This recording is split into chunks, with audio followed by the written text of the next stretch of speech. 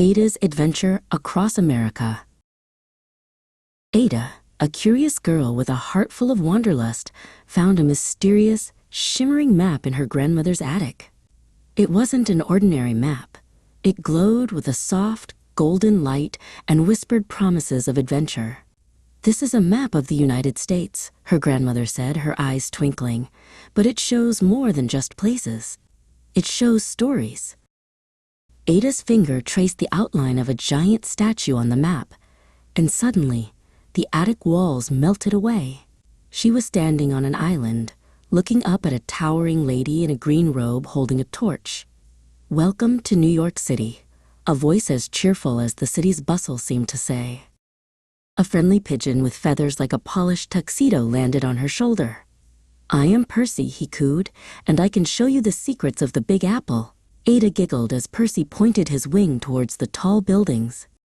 The map shimmered again, and Ada found herself in a vast, rocky canyon painted in shades of red and orange. The air was warm, and a great river snaked through the canyon floor far below. "This is the Grand Canyon," a wise old eagle called from above, circling in the wide-open sky.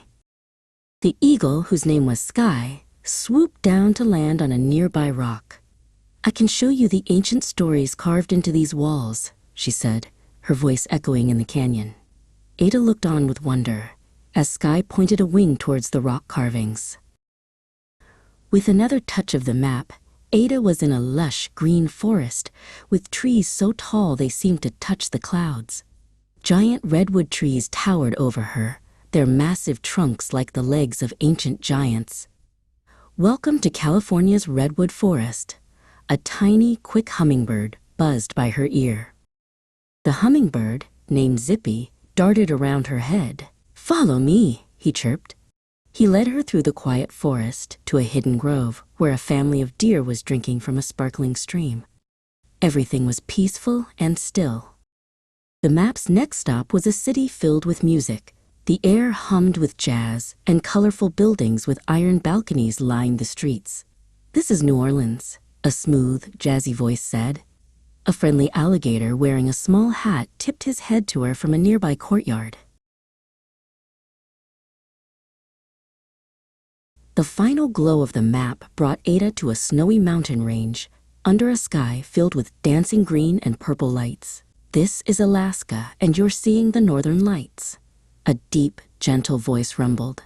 A large moose with a magnificent rack of antlers stood peacefully nearby. As the magical lights faded, Ada found herself back in her grandmother's attic. The map lay softly glowing in her lap.